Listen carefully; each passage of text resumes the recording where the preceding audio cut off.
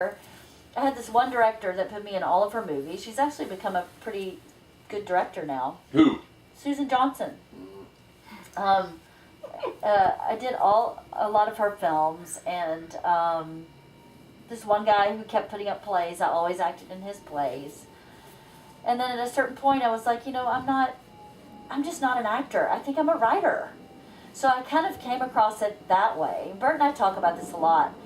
I think people, especially in Hollywood, have a hard time allowing their dream to change. Yes. Where you go, I came out here to be an actor, and I'm going to be an actor until I die. Well, for some people, that was maybe just a catalyst to get to what you're really supposed to be. And I really was not meant to be an actor. I just don't have that kind of ego or bravado or whatever it is, and I mean that with all respect. You have to really believe that you are the person for that role. Yes, you do. And I just don't have that. So it's hard to allow yourself to go, well, let me let that dream go and I'll invest in this other dream. So I didn't really know that I wanted to be a writer. I just knew I was really good at it. And then when I started writing, it was really effortless. And typically when you're on the right path, the path is effortless. Doesn't mean it's not hard work. It just means it kind of flows, and you're not just banging your head against the wall to move forward. And for writing, it was definitely effortless. Not just the writing itself, but, we optioned. I had a writing partner at the time. We optioned 4 scripts. 1 script got made, and studios had started reaching out to me to develop like books into screenplays, and so it was flowing. It was flowing. And I always have believed that that's how you know you're in the right place. Yeah. That if you are working really hard, things should start coming to you. It doesn't mean that you should be a millionaire the next day, but things should start, you should start building. Your career would naturally build at whatever pace, but if you're still in the same place years later, I feel like then that's not a flow. Yeah. You should maybe look at that and go, I wonder what I'm blocking. I wonder what the universe is trying to give me that I'm saying no to because I'm still stuck on saying yes to this other thing. Right. And you should be happy too. I mean, you're going to have your setbacks and bad things are going to happen, but if you enjoy where it's going, like I always look at Emily and I go, we're doing something, right? Something. We're doing something. And she's like, yeah, we're doing something. I'm like, okay. Yes. That's all I need right now is a something. You are, and you just need it to grow a little bit. Yes, I did. What kind of roles did you write for yourself when you were writing like plays and things? For myself? Yeah. You were saying that you... I did. Yeah. I like you, wrote romantic comedies. Oh, I love it. I was a rom-commer. Oh, yes. So I always wrote myself. When I was in New York, I wrote... with a couple other people, an evening of like 1 acts. Oh. So I wrote a 1 act, and I was, I don't even remember what it was about. I'll have to dig it out. But I was in love with some guy. I love it. But then the screenplays I always wrote. I didn't write those for myself. I wrote them to sell them. And they were all romantic comedies. I love it. So I love romantic comedies. They don't make them anymore. The studios are so focused on big budget, big returns, and you go, well, why can't you have small budget, adequate return? Right. Why can't you do that? There's nothing for me to watch. I don't want to go see Marvel movies. I agree. And I don't want to go see The Shape of Water that's so heavy, and yes. I want to go see something that's fun that you can just escape into, like Jumanji, which is not really a romantic comedy, but that was such a fun movie. It was a fun movie. And they don't make that on a smaller scale. No, they don't. It's all. You're right. It's all. We want the biggest crashes. They all just want to show their dicks to each other. Or like, look how whatever. big mine is. Yeah, there's no When Harry Met Sally. Where's that movie? Right. There's none of those movies anymore. Sleepless in Seattle, Ghost even. They don't make anything like that. Yes, exactly. But that's what I was writing. I think it's always interesting to talk to, like, performers that write for themselves and see kind of like what roles they put themselves into, right, and what they're working through. Because before I started doing stand-up, I was doing mostly musical theater. But musical theater people, a lot of the times, when you're not in New York, aren't seen as serious actors. And I desperately just wanted to be seen as a serious actor, so I started writing my own plays. Yeah. And they were all like dramas and heavy and things, because I think I was also trying to work through like sad things too. And then comedy is so, you can tell heavy stories but in a fun way, and there was just something about the way that theater work was going. I wanted just, if they cried, I was happy. Yeah. Like, I did my job. Right. That's how the books are. Like, when I get reviews where they're all, I cried, and then I laughed, and then I cried again. I'm like, okay. That's exactly what I wanted. Keep leaving reviews, please. I know. That's great.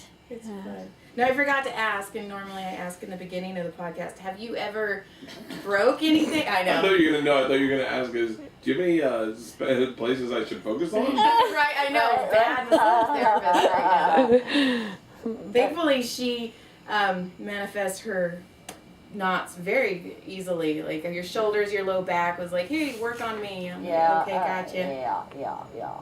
But have you ever broke anything? Had any serious injuries? I broke my ribs when I was about 10. Okay. And then I did injure this right here, this part. I was lifting something heavy on a ladder, twisted, and I lifted something really heavy. And I've injured that part of my back. It's like the S1, L5 or something. Yep.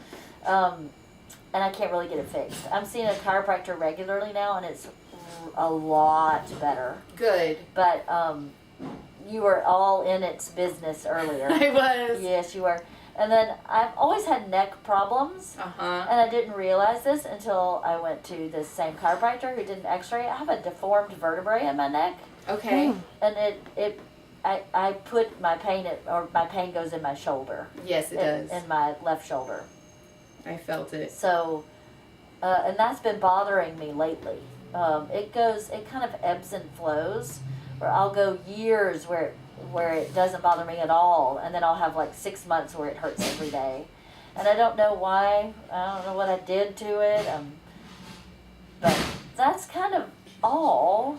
I've torn my Achilles when I was in high school doing cheerleading. Oh, you were a cheerleader. I was color guard. You were? I was. My cousin was color guard. Color guard? I was color. You didn't let blacks by the water fountain? Yeah. Guard. Yes. I was really bad at it because I am not graceful at all. So I was only in it for 1 year, and yeah.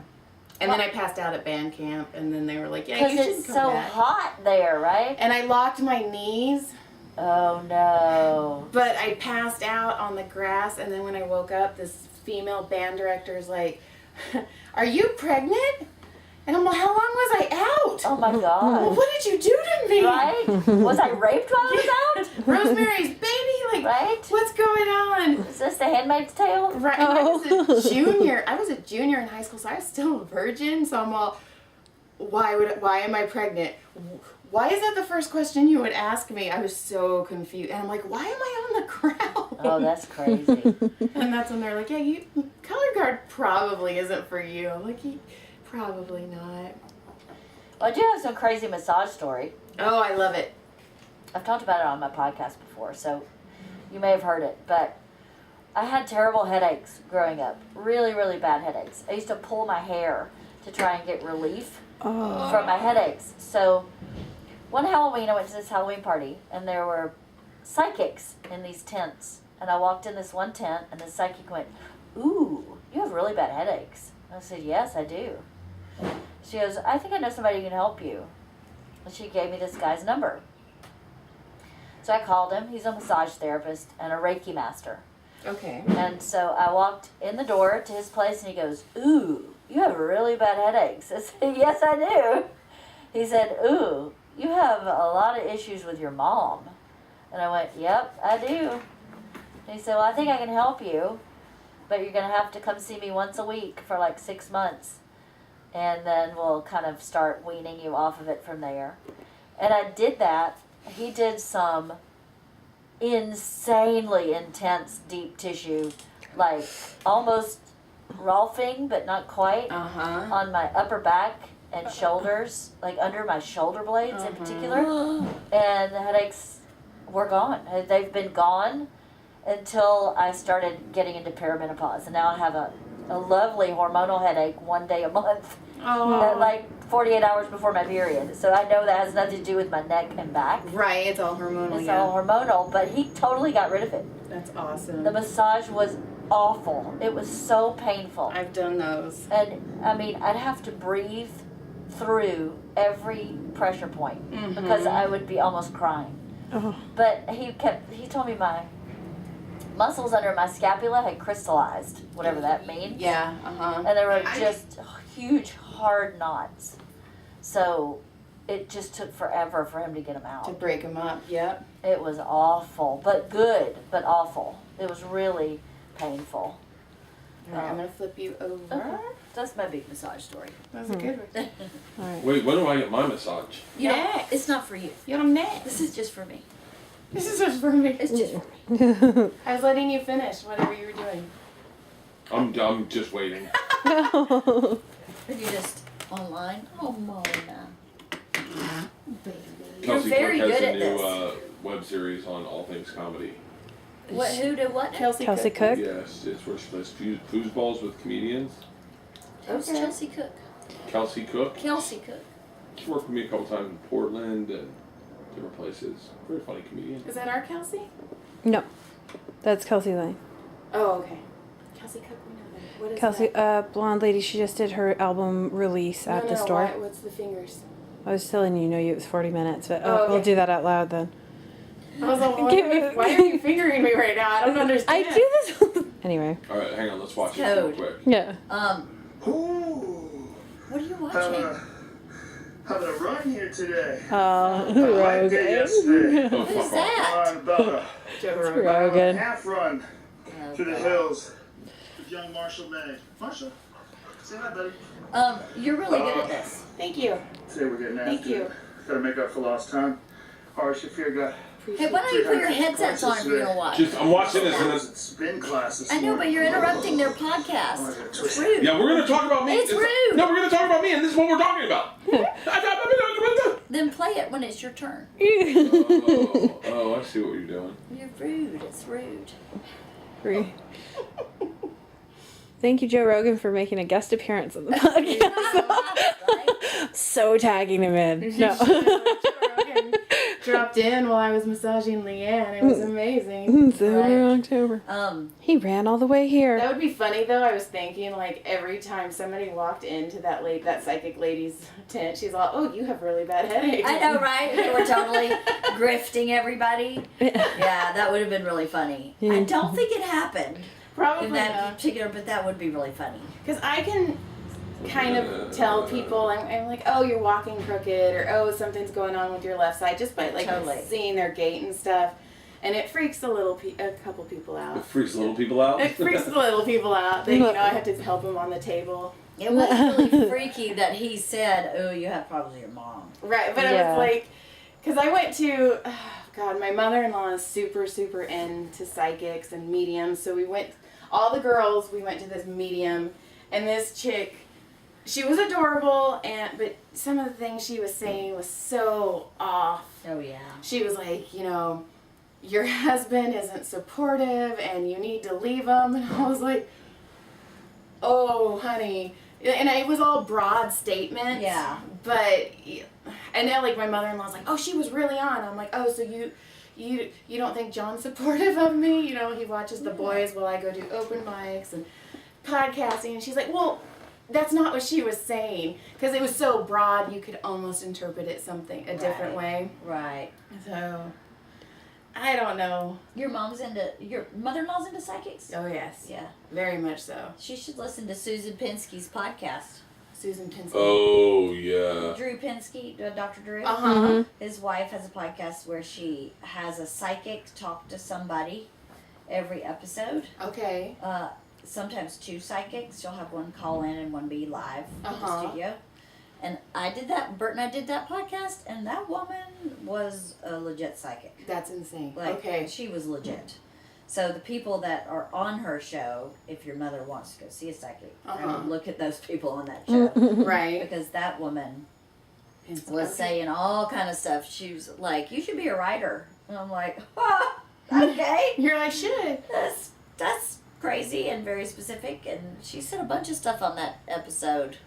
I should go back and listen to it. It's been a while. I'd be terrified, though, if I went and saw a psychic and they're all, you should just be a massage therapist. Like, everything else you're doing, you should stop. Because you're really good at just massaging.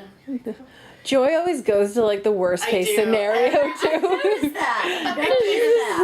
It's just like You're not good enough. All right. Like when people are like, oh, I want to read your books, the first thing out of my mouth is, they're not that good. Yeah. Why do you do that? Because that's what real fucking artists do. Yeah. Because we're Yeah, you know who doesn't do that? Who? I'm not gonna name names, but fucking comics are like, I fucking killed that. I fucking murdered. And you're like, I just watched that show. Is that what you define as murdering? You think that's murdering? Oh, But wow. you say that to me all the time Baby, about you're my you. fucking wife. I can say that I had a good show to you. I don't come off stage like, lit that room on fire. Yeah. If someone goes, Bert, what do you think, how's your stand-up? I go, right now, honestly, it's a work in progress. No, I know. Every time I get off, I'm like, it was terrible. It was terrible. Even if it was like really good response, and then you just deconstruct it going like, was that laughter?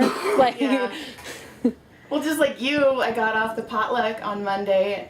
She's like, you did really well. And I'm all, no, I didn't. There was only 4 people in the audience, and one of them hated me, and I need chicken tenders now. I would never be a stand-up. Never. Oh, This is a terrible job. I would be a wreck. I don't know. It's awesome. I know you have to be a certain type of person. And I mean that in a good way. Obviously, I married one, so I like that type of person, but I'm not that type of person. I'm not. That's how John is, though. Like, John and I are the complete opposite in so many aspects, but... what is that like? Because I know that we're kind of, most comedians are neurotic, and we're like a really like alpha sort of personality in a room a lot. What's it like being married to someone who's just on all the time? I'll take this one. Well, Bert's not on all the time. No? No. He is neurotic, and he is high maintenance, and he is needy. But I think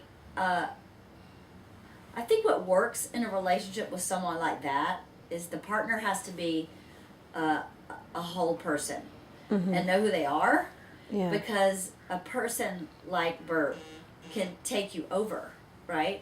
Because they're so large. So if you are not really secure in who you are and have a voice and can say, no, I don't agree with you, and be able to stand up to that person, I think it would be a really hard relationship, because at the end of the day, the non-comic participant in the relationship, I think, would get lost. Yeah. Makes sense. I am bossy, I think, in some ways. I'm definitely very stubborn, very strong-willed, and I do form my own opinions based on my own thoughts. And I think that's one of the reasons Bert and I work, because Bert actually, I think, really respects that. Where I think some comics have a hard time allowing their partner to have that. You know, comics are very self-focused, or my experience of comics have been that they are very self-focused. So if you, narcissistic even, so if you have an opinion that's different from theirs, it's hard for them to tolerate it. Yes. But Bert can tolerate it from me. Yeah. So I think that's part of what makes it work, is that I know that I can have myself entirely and be in this relationship. And I don't know that all comics can function that way. No. That makes sense. So Bert's special in that way, I guess. Bert's I just love graphics. Is it with a PH? Yes. Graphic, that's what. He's also dyslexic, so Me too. so I always have a job spelling. Yeah. There you go. Just walk around the house like, no, it's a V, honey. It's Am I done? We're done. Is where there can anything you everyone wanna plug? find Oh, you? Sorry. That's okay. Oh, anything I want to plug? Anything you want? Your I don't know, podcast? my awesome podcast, Wife of the Party. Yes, I love it. You're just about to hit a year, yeah? Am I? No. January will be a year. January? Yeah. I'm on like episode 41 or 2. Okay. So cool. about 10 more weeks and I'll be here. Yeah. It's been really fun. I really enjoyed it. All right, Yeah, what time's all right. our heart out, LeeAnn? I have to be somewhere at 12:30.